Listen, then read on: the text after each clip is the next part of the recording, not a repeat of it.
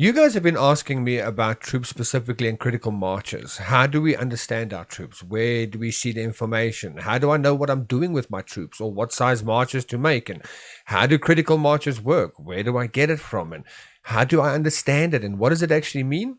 Well, that is exactly what we're going to be going over today. We're going to teach you all about critical marches, how to format your marches, and what your troops actually mean, and how to use them to their best ability. Let's go have a look.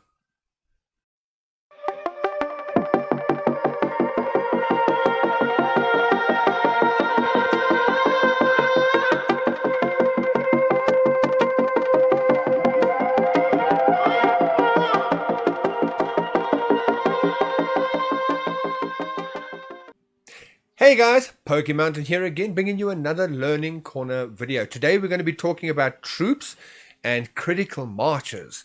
I've got quite a lot of feedback from the videos, and thank you very much to everybody who has left comments and liked the videos and subscribed and that sort of thing. It has helped me out tremendously. Thank you so much. And I'm here today to bring to you what you have been asking for. Specifically, you guys wanted to know about troops. How do troops work? How do I understand my troops? All I know is I'm creating troops, and I'm sending out marches, but I don't know what it's doing. Well, we're going to go over that today, and we're going to go over the very important critical march, where to get it from, how to set it up, what it actually means, how it works, and all that sort of jazz. So the first thing to note about your troops, okay, as we now know, there's 4 different types of troops. You've got your cavalry, your bowmen, your siege, and your infantry. Okay, so you've got 4 different types of troops, and those 4 types of troops are broken down into the different tiers according to your level and how far your stronghold is upgraded, and your barracks and your range and stables, etc. Right. So the best way to do it is KOA itself has got a very nice little tool that you can do to see and understand your troops specifically. If you go into the troop that you want to look at, so we're going to start with barracks, for example. If you go into the barracks and you click train, irrespective of if you're busy training or not, right at the top here, there's this little eye. Okay, now that little I button, if you click on it, it's information. So in this particular case, it's showing me information on tier 9 destroyers. Let me see if I can just make this a little bit smaller quickly out the way so that you can see what I'm doing better. All right, so at the moment I've selected the tier 9 destroyers. If I change it, I can go to tier 10 destroyers. I can go to tier 9 immortal guards. I can go to tier 8 sovereign swordsmen, etc. Okay. What I'm looking for is I click on this little eye at the top, and it gives me the troop breakdown. This tells me what is the health value of my troops, what is the attack value of my troops, what is the defense value of my troops, and what is the speed of my troops. It also shows me the power, their load, meaning how much they can carry, and how much it's costing me to feed these troops constantly. Now I can also increase this. Let me go show you down here. If I increase this all the way across, it does nothing. Don't know why that's there. So don't worry about that. So effectively what you're doing is you can go into each of these troops that you've got, tier 10, tier 9, for example, click the little eye, and it'll give you a breakdown of what your troop is capable of. In this particular case, the tier 9 infantry has a health value of 12, an attack value of 5, defense value of 14, and speed value of 8. Again, power is 82, load, they can carry 12, and their upkeep is minus 1.8 food. Now, you can go into each of these and you can have a look in your own time. That's fine. I've kind of broken it down for you and made it a little bit easier in terms of how this is going to work for you. The main thing you're looking for when it comes to any of your marches is either PvP or PvE, meaning player versus player. When you attack another castle or another player attacks your castle, etc. That's for Netherfall, for Kingdom Raid and all that sort of stuff. Then you got PvE, which is player versus environment. Now that would be things like your golem marches, your stone sentinels, your portal monsters and that sort of thing. So there's 2 sets or 2 types of training troops that you need to have prepared. You need to prepare for PvP and you need to prepare for PvE. Now you can say spend time and go through this yourself. You can click on each different troop that you've got, click the eye, have a look, and look for yourself. I advise that so that you can see more what they can do and what their health values and things like that is. But what I have also done is I have once again in the spreadsheet broken down for you guys how it actually works.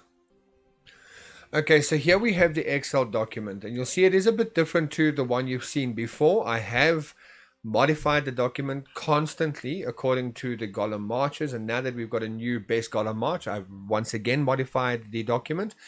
But I'm not going to explain the document itself to you. There will be another video going up today that is all about this Excel spreadsheet, how to use it, how it works, as well as the link for downloading it yourself so that you can use it as well. Right, but what we're looking at today specifically, let me just move my camera here quickly to there for now. Okay, so what we're looking at here is this is going to explain to you how to set up your marches for PvE as well as PvP. Now, the big thing to note is that critical march is really the way you want to go. So this document is set up for critical march. Okay, but before we get into that, I want to explain to you your troops just a little bit further. This section you see over here, this yellow section, explains to you battles per waves as well as the tiers of the troops in those waves themselves. So you've got infantry, bowmen, cavalry, and siege. Now, we're going to leave siege out of it completely for now because siege doesn't come into play for PvP as much as it does for PvE. So let's just forget about siege for a moment. We're going to be looking at the PvP side of it.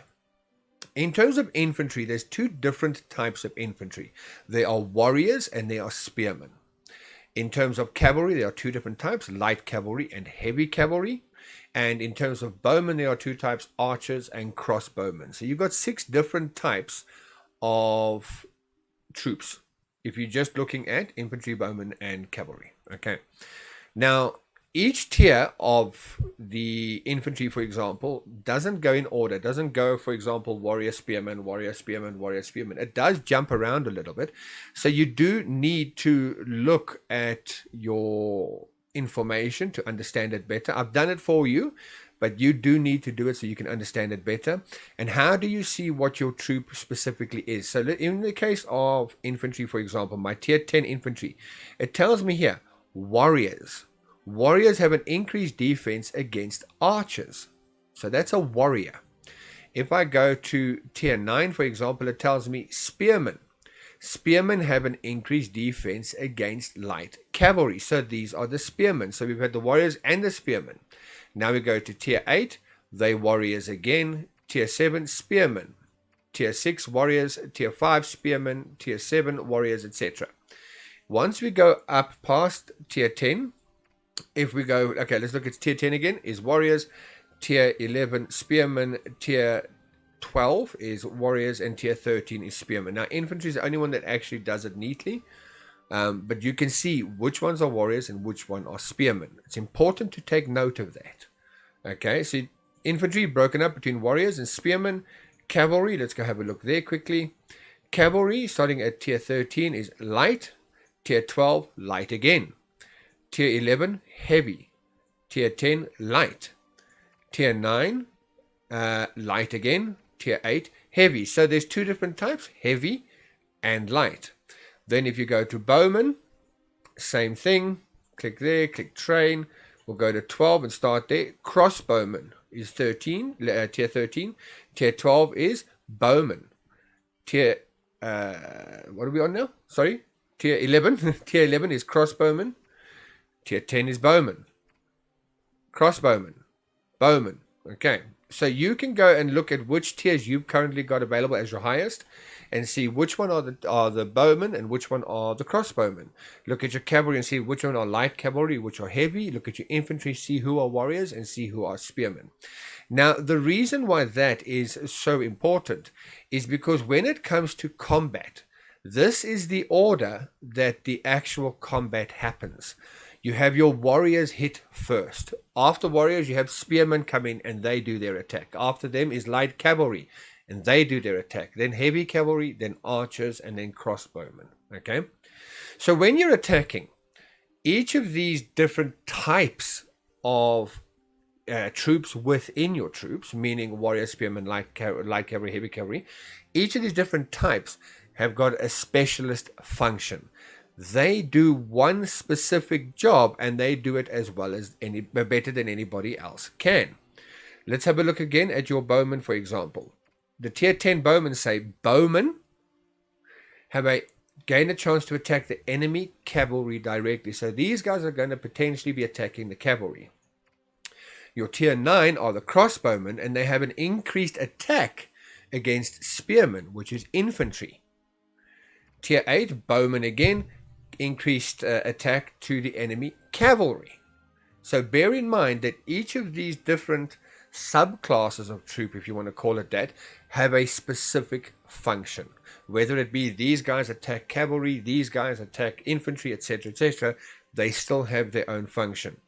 How do you utilize that to the best of your ability in your marches? Simply put, you need to have every single one of those 6 types covered. You need warriors, you need spearmen, you need light cavalry, you need heavy cavalry, you need crossbowmen, and you need bowmen or archers. Okay, you need those 6. You need all 6 of those for the best possible chance of your attack doing as much damage as possible. Because you're going to have a specific troop type that is going to counter what your opponent has. You've got to bear that in mind. You want to be able to counter everything he has. The Royal Arena is slightly different, because in the Royal Arena, you do an attack with the same setup, and you find out maybe you've lost, maybe you won, doesn't matter. Go down to the battle details and have a look, and you might find that your opponent only has 3 different types of troops. Let's say they are SH30, and they've got tier 10 cavalry, bowmen, and infantry. Okay, so they've got those 3. You now have got bowmen, for example, 2 different types of bowmen that are going to be targeting against 2 different things. But you might not be having a bowman that can target something here as effectively, because they actually don't have the troops. In that case, you'll modify your march for these 3. But that is a specific cause. Generally speaking, you want to have all 6 sub-troop types to make sure that all 6 attack slots are going through. So you want warriors, spearmen, light cavalry, heavy cavalry, archers, and crossbowmen. Okay. Now let's go have a look at critical march, and then we'll come back to this document and I'll explain to you how that actually applies as well. Critical march is something that you can get in the game. It's a bit more difficult, and you have to get to a high enough level in your stronghold to get there. But what you want to do is you want to get your stronghold up, and you want to be able to open up War Fury. Now let me move the camera again, because now I'm in the way of that. There we go. So you want to open up War Fury, which is this research task at the bottom here, or this section. When you go into that, you'll see this here. It's called Undying Oath, Undying Oath 2, Undying Oath 3, and Undying Oath 4. Each of these Undying Oaths give you an increase to your critical attack. Okay, now let's have a look and see what that says. During the battle, when the number of troop types is no more than 6, critical hit chance for all troops will be increased. Critical hits deal 180% of damage. Troops of different types or levels are counted individually. So let me explain to you that again, and we'll take it this time step by step. Okay. During the battle, when the number of troop types is no more than 6, that means troop types. That includes tiers as well as troop type. So, for example, if you've got tier 10 and you've got infantry, bowmen, cavalry, and siege, that is already 4 of these 6 slots taken up. If you add tier 9 bowmen and cavalry, for example, there's your 6 slots. Done. You can't then add infantry and siege as well. You can only have 6 slots if you want your critical march to take effect. You want to be able to have that extra 30% chance of dealing an extra 180% damage. Okay, so for this particular reason in PvP, we drop siege. Siege isn't the greatest thing in PvP, so we concentrate on infantry, cavalry, and bowmen. So you can have 6 sets. So you're going to go infantry, cavalry, bowmen, infantry, cavalry, bowmen. Take, for example, you tier 10. You got tier 10 troops. You might go tier 10 infantry, cavalry, bowmen, Tier 9, infantry, cavalry, bowman. If you're tier 13, you might go 13, 13, 13, 12, 12, 12, for example. It's not ideal, but I'll explain that to you just now. But that is how you effectively activate critical march. You got to make sure that all the troops that you're sending in that march fit into those 6 categories only. Even if you've got one single troop, just one tier 5 bowman, for example, in there, your critical march is gone. It doesn't count anymore. You cannot go higher than 6. You can go less than 6. You can go 3, for example. Tier 10 infantry, cavalry, bowman. Tier 10 infantry, cavalry, bowman, and siege, for example. That will still count as long as you don't go above 6 troop types. Remember, that includes the troop type in terms of infantry, cavalry, bowman, siege, as well as the tier of that troop type. So please bear that in mind. Critical hit chance for all troops will be increased. Now that will go according to how many of these you've actually opened up. Each time you research, it is worth 2%, I think it is. Let's just have a quick look. Each of these research tasks, when it's completed, is worth 10%. But if you go into it and you click the information button, you'll actually see when you do it once, you get 0.5% increase. You do it twice, you get 1.5%. 3 times 3.25, 6%, and 10%. So you'll get the 10% added onto your critical march once you've completed each of the tasks completely. Each open up all 5 slots. Okay. Right, so once you've done this, and the critical march, you're really looking at when you're around about 30% that you want to be utilizing this as much as possible, because this is going to make a huge difference to your game. And I'll show you physically how that works and why that happens. Okay. Let me just get to the document again. So when it comes to the critical march, you've only got those 6 slots available. Okay, so you're going to use 6 slots with the best infantry, cavalry, and bowmen that you can for what you have open currently. Now if you look at the top here, you'll see again that yellow section, and I've broken it down. The tiers that apply to each of those particular types of troops. And in a little black box, I don't know if you can see it there, but you'll see it on the document as well. It says for critical march, pick the highest available tier of each type of troop you currently have. So what does that mean in terms of warriors? Let's say you are tier 10. You've got tier 10, everything open up to tier 10. So of the warriors, the highest tier you can get for warriors is tier 10. So you're going to take that. Spearmen, your highest you've got a spearman is going to be 9. So you're going to have tier 10 warriors, tier 9 spearmen. Light cavalry, let's see, your highest is 10. Perfect, so we're going to use 10. Heavy cavalry, oh, wait a minute. The highest tier I've got of heavy cavalry is tier 8. Okay, I've got 9 also light cavalry, but I need to cover all my bases. So I'm going to put tier 8 cavalry in. Then in terms of archers, tier 10, perfect, and then tier 9 for the crossbowmen. So I cover all 6 bases by having tier 10 warriors, tier 9 spearmen, tier 10 light cavalry, tier 8 heavy cavalry, tier 10 archers, and tier 9 crossbowmen. So that's how I'm going to comprise my marches. Okay, so I'm going to make a march consisting of those particular troops. Now, when I utilize this document, for example, move that again for you there, I'm going to go and let's just say, for example, I have a march capacity of 250,000. It tells me here, best tier infantry, meaning the highest tier. If I'm Again, I've got tier 10. So I'm going to put 75,000 of tier 10 into my march. I'm going to put 25,000 of my best cavalry, which in this particular case is the light cavalry. I'm going to put 75,000 best bowmen into it, which in this particular case is tier 10 bowmen. Then second best infantry, which is tier 9, I'm going to put 25,000, and so on and so on. Okay, so this is going to help you work out your basic march. Remember that this is not concrete. This is not 100% science. Most of this game is RNG. Are you going to even get the critical hit? You don't know. It's a 30% chance. How well is this going to do against your opponent? Technically, you don't know because you don't know what your opponent has. So this is just a place to start off with, and for you to start here and then slowly try and tweak it up a little bit.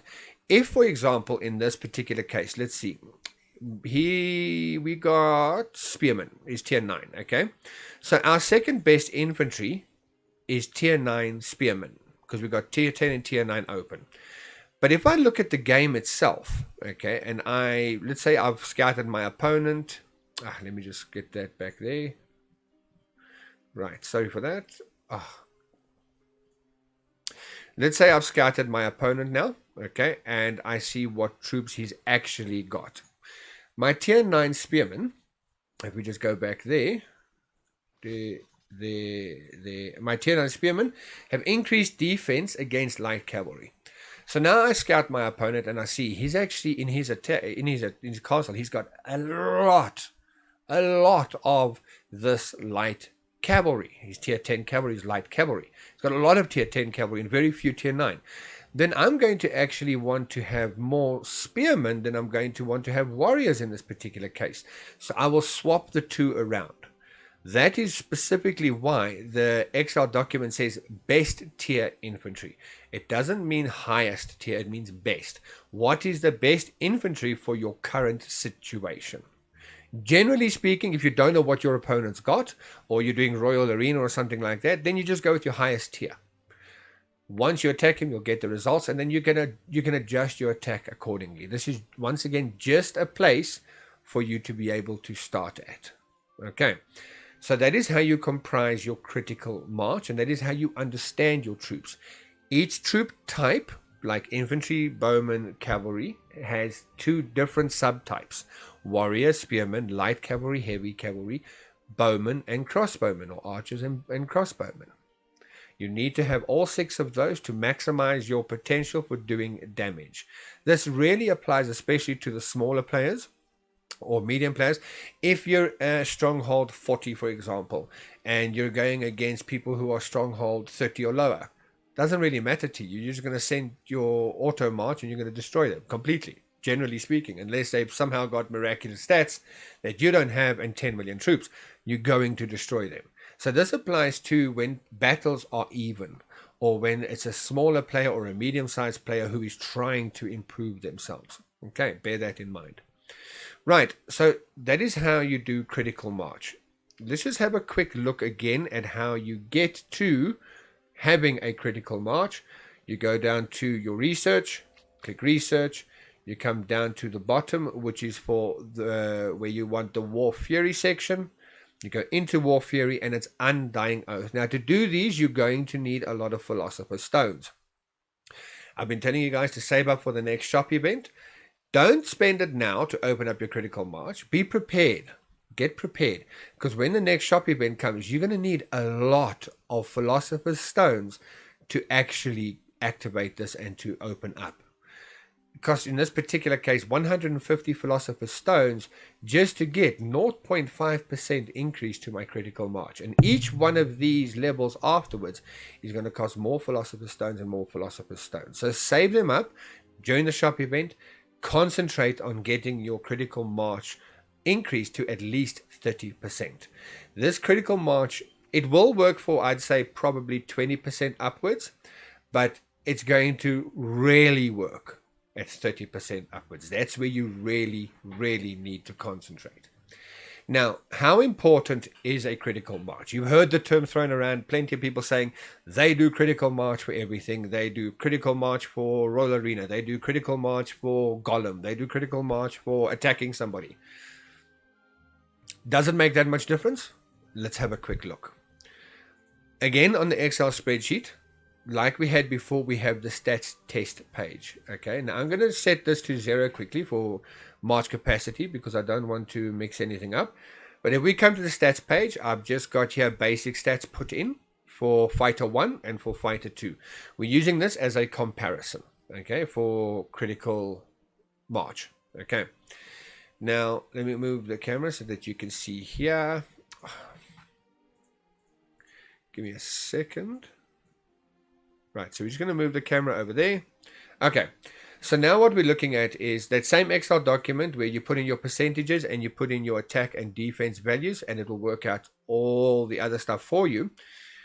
This is also going to show us the difference between what your damage total would be, for example, with this particular 6 setup normally, and then what your damage would be if you successfully hit that 30% Now remember, your damage is increased by 180%. So let's go have a look at how big of a difference that actually makes. Let's say, for example, we've got 250,000 troops again. This is going to give us the breakdown of our troops for attacking and defending. And here we've got our troop composition, how we're going to make our critical march. Now we go to the stats test page and we can see if I had a critical march and this fighter 1 went against this fighter 2, the amount of damage that our fighter 1 is normally dealing is 66 million damage. However, with the critical hit, it's 120 million damage. That effectively actually doubles up the damage. Well, not quite doubles up, but 180%. So it's 80% more of what you originally did. So 66 million damage becomes 120 million damage just by having a critical march. That's all. Of course, this is only 30% of the time. So if you attack 10 times, 7 of the times you're going to get, for example, 66 million, and 3 of the times you're going to get 120 million. On top of that, it's 30% chance for each of those levels. So warriors might hit critical march, for example, and spearmen don't. So you'll get 180% of the warriors, but you won't get 180% of the spearmen. This is just to show you a maximum. If everybody hit critical on a roll, this is what's going to happen. And as you can see, it is a huge difference, a huge difference. And it changes everything at the end of the day. Okay. Now, the reason why we also say 30% is because somewhat basically 1 out of 3 attacks you're going to get it. Whereas if you're on 20% or 1 out of 5 attacks is going to get it, you'll only get 66 million damage the rest of the time. In that particular case, then it's worth it to actually utilize the full march. Like you would with the golem, for example, a full march, because that's going to be doing more damage across to your opponent than the critical march. It's really 20 to 30% is where you're going to start concentrating on critical march. If you haven't got to 20%, get there now. That is your biggest concentration in terms of research and philosopher's stones and that sort of thing. Concentrate on getting to that critical march. So that, guys, explains to you critical march. That explains to you how it applies. That explains to you what sort of difference it actually makes to the game at the end of the day, which, as you can see, 108% damage makes a very big difference. You've seen where to go and get your critical march. You've looked at how your troops actually work, that there's 6 different types of sub-troops within the infantry, cavalry, and bowmen combined, and that each one has its own special task that it does in your march. Okay. The next question that I get asked is, how many troops do I need? This is a very tricky question, because it depends on how you play. It really does. If you are the sort of player that, for example, farms a lot, you want more siege than you want the other troops. If you are a player who has got 6 march slots, you're going to need a lot more troops than somebody who's got 2 march slots, for example. So it's a very open question. It's very difficult to answer. So what I'm going to say to you is I'm going to explain to you what my goal is, what my target is. And if that works for you, or you feel like it's going to work for you, then that's what you're going to concentrate on as well. If it doesn't, then that's up to you. It really depends on your play style. But the way I am personally going to be, or I am personally currently working on it, okay, is I look at my critical march and I go, right, this is my maximum troop capacity. Let's say, for example, it's 360,000 this time. Okay. I look here and I go, what is this composition that I need? How many of these troops do I need? And I create that. So once I've got that, I know, okay, March 1 is set. It's a critical march. I'm good. Once I've got that, I will actually send a march on the map to an open spot next to me so that I've got those troops out of the way, and I will see what my next march capacity is, and I'll repeat it again. Let me show you what I actually mean by that. Okay, so here we go. I'm going to select March 1, for example, Okay, now I haven't reset this up in any way, shape, or form because I am still busy building troops at the moment. But let me just show you what that looks like. So I'm going to take, for example, let's look at the spreadsheet. What is my maximum march size currently? Let's go have a look here. We're going to make sure we've got Gawain appointed. Okay, so Gawain is appointed. All right, so we're going to come here and we're going to look at my march.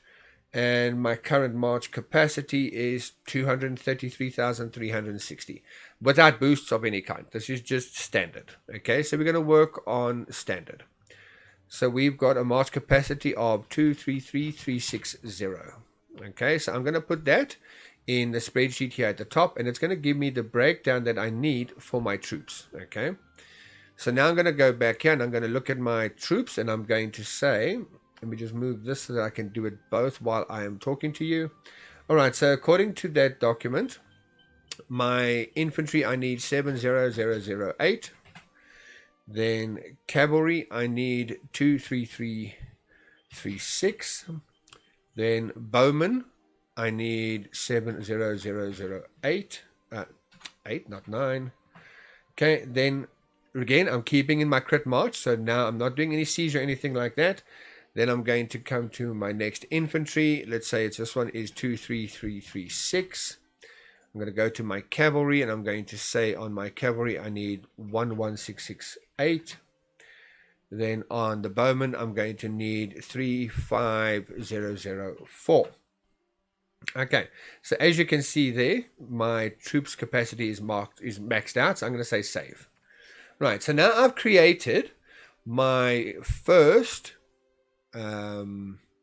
critical march. Okay, so now what I'm going to do is I'm going to go to my map and I'm going to find an open space next to me somewhere, make sure that obviously there's nothing there. Here's an open space and I'm going to say occupy. I'm going to select that critical march that I have just created. Okay, sorry, my troops were out, I had to get them back. So then I'm going to click an open area like this and I'm going to say occupy. I'm going to select that first critical march that I created. You can see there's the 233,000 and I'm going to say march. Once I've done that, I now have a new march capacity available. So if I click here, for example, no, let me try a different open spot. Let's go here. My new march capacity is 191,750. So we go back to that Excel document and I put in here the new amount, 191,750. And that's going to give me the composition that I need for my second march. Okay, and I will then come here and I will go back to the training grounds. I'll go to march. I will select my second formation and I will create this formation accordingly. Now, once I've done that, I've effectively got, I can do 5 marches. So I want to make sure that if I'm preparing for war, if I'm preparing to go to war, I want to be able to have all my march slots available with critical marches. So I need to then work out, after I've done that, calculate, okay, so I needed 70,000 for the first march of infantry tier 10. I needed 60,000 for second march, and I needed 50,000 for third. And I need to look at that and I go, right, what is 70 plus 60 plus 50? And I'm going to go, okay, I need 180,000 tier 10 infantry, for example. And I will be working towards having that many critical marches so that all my marches that go out are critical. Okay. If you are going to do it with the Shadow Dragon, for example, that makes things a bit different because your dragon increases your march capacity. So if I go here and I say march number 2, according to this, my march capacity is still 234,260, depending on your heroes. Because remember, your heroes also increase or decrease your march capacity. So I'm going to leave Dragon on for the second one if I'm going to be utilizing Shadow Dragon. If I'm not going to utilize Shadow Dragon, I will take off the Dragon and create my second march, my critical march that way. Once again, sending that one out and seeing what my third march capacity is, and I will make my troops accordingly.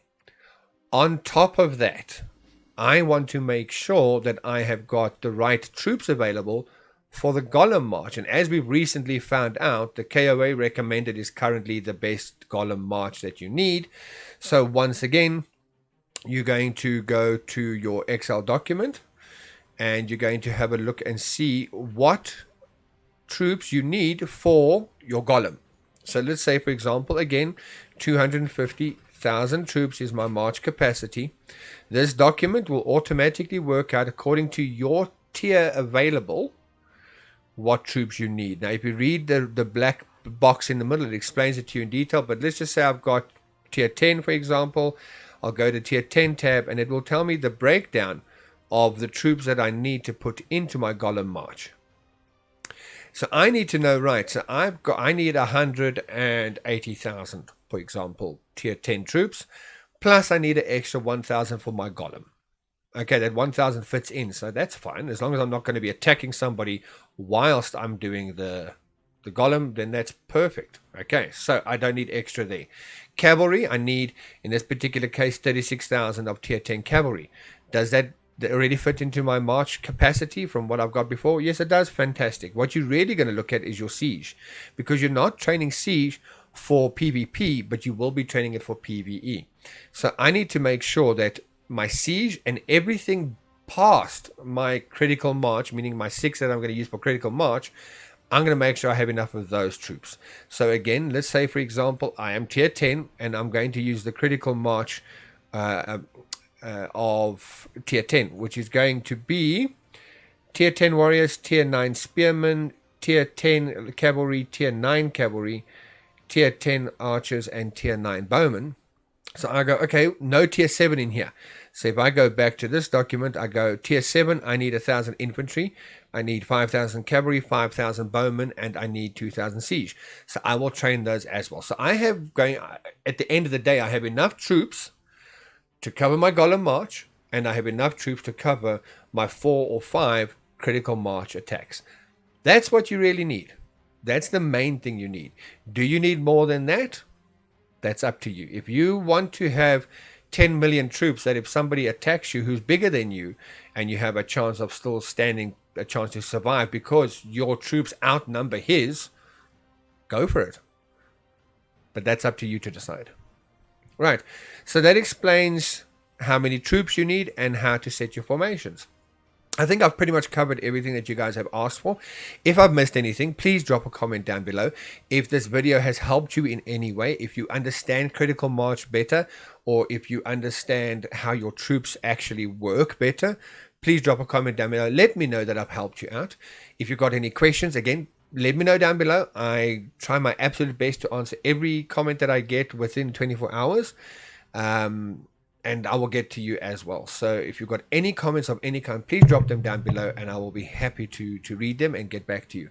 Otherwise, like the video, hit subscribe button and bell notification icon so that you will know every time I create one of these sorts of videos that's going to help you at the end of the day with your game and help all our kingdoms do better than they are currently. Even if it's only 1% better. Hopefully still better. That's it for this video. As I say, the second video will be up as soon as possible today, which is going to be the Excel document itself, how it works, what it all means, how to utilize it yourself, and where you can download it. That'll be in another video today, so have a look there. Keep an eye out. That should be coming up shortly. But until then, guys, be good, be well, and be safe. Bye.